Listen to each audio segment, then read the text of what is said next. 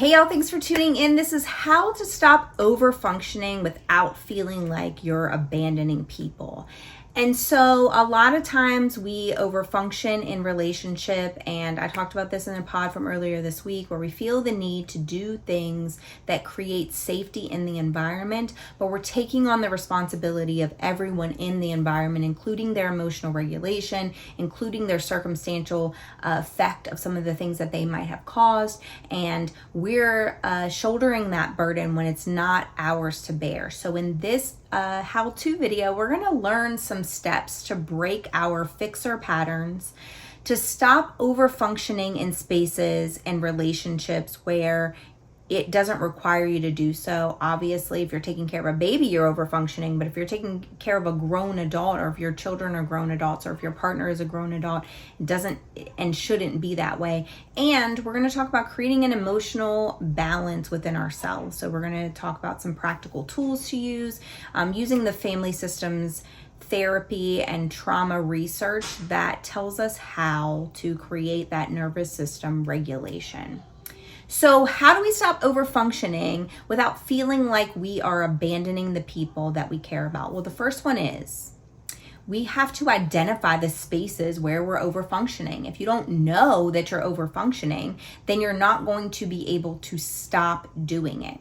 Some signs that you're overfunctioning include always rescuing people from the circumstances of whatever's going on, advising them instead of letting them figure things out. And this isn't just like somebody asked me to do something or asked me to give them my advice on something. This is like consistently feeling like you need to tell somebody what to do in order for them to do things in a way that makes sense.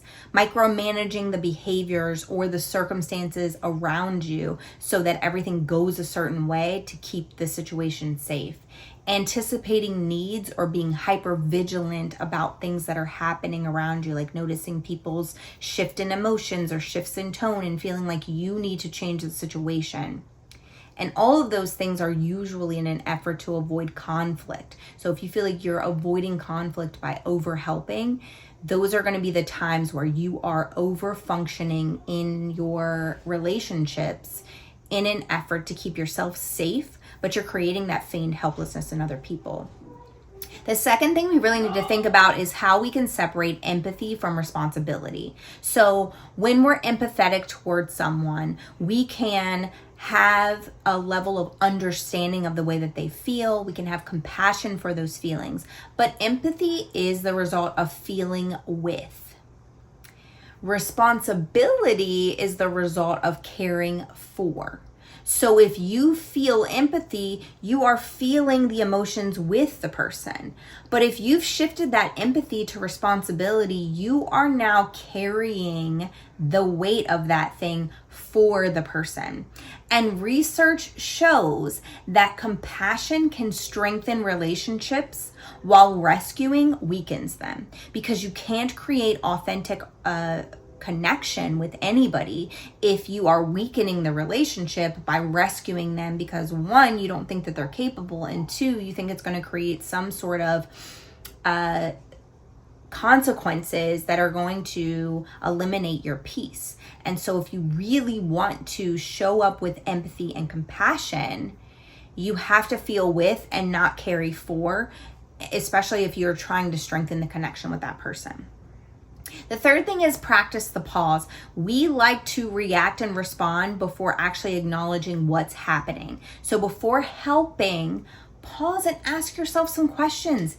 Ask yourself, is this mine or theirs? Like, am I trying to take this over when I don't need to do that because it's their thing? And the other one that's really good is, did they ask for help?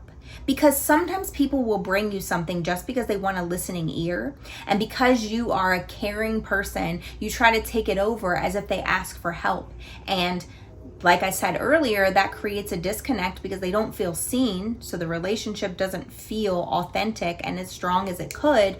But two, it makes you responsible for the outcome of that situation because you've now taken it over for them. You've acted as if they're incapable, and now the end result is more yours. You have more ownership over it than they do. And the fourth step is to really set these micro boundaries. And the micro is because you're not trying to, get rid of the relationship. You're trying to stay in it. And so these micro boundaries are really more for you than they are for the other person. So it's saying things like, I trust that you're able to figure this out. If you need advice, I'm here. I can support you, but I can't solve this for you. I can listen to you and I can advise you in certain ways, but this is not my problem to fix. All of those micro boundaries will help not only you, but the other person see you in that space. So it's going to help you to determine what it is that you're willing to do inside of that space so that you are not creating emotional dysregulation in yourself. But it's also going to help the other person to see that they're going to have to take responsibility of this thing, because even though you may have always been the one that they lean on, this time you're not, because they're going to have to take responsibility for whatever it is that they are experiencing. This can be really hard when you're a parent of an adult child, because you are so used to the role that you play in their life, being the person who caretakes.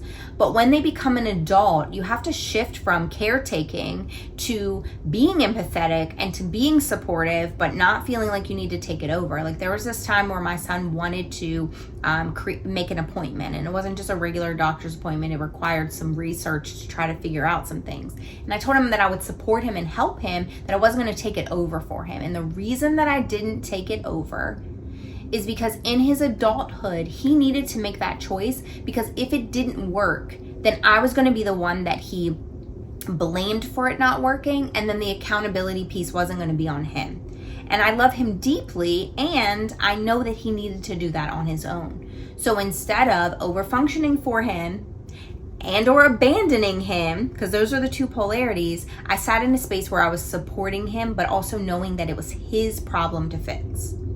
So this week, I encourage you to pick one situation where you can step back and let the other person lead. So when you feel somebody putting something on your shoulders that is not your responsibility, or when you feel somebody asking you to save the day when that's not your thing to do, practice saying, I trust that you'll figure this out. It sounds like you have a conundrum there, but I trust that you'll figure it out. If you're asking for my advice, here are some things that you might consider, but I can't do this for you. I can support you, but I can't do it for you.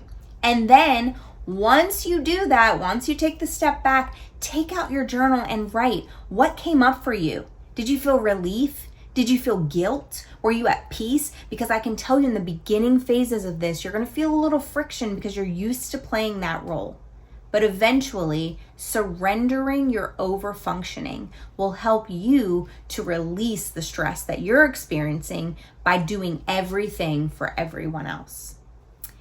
Thank you for tuning in. If this video resonated with you, remember to share it with others, because it could just be the catalyst for change that they need to break free from the bondage they're in and surrender it to the one who can do it all for them, and they can remain obedient to him. Please like and subscribe to this channel, and also go to my other socials and follow me there, and go to your podcast and write a review if you feel led to do so. All of that helps me to know what information is helpful for you and what you want more of. I appreciate you guys for tuning in, and I'll see you again next time.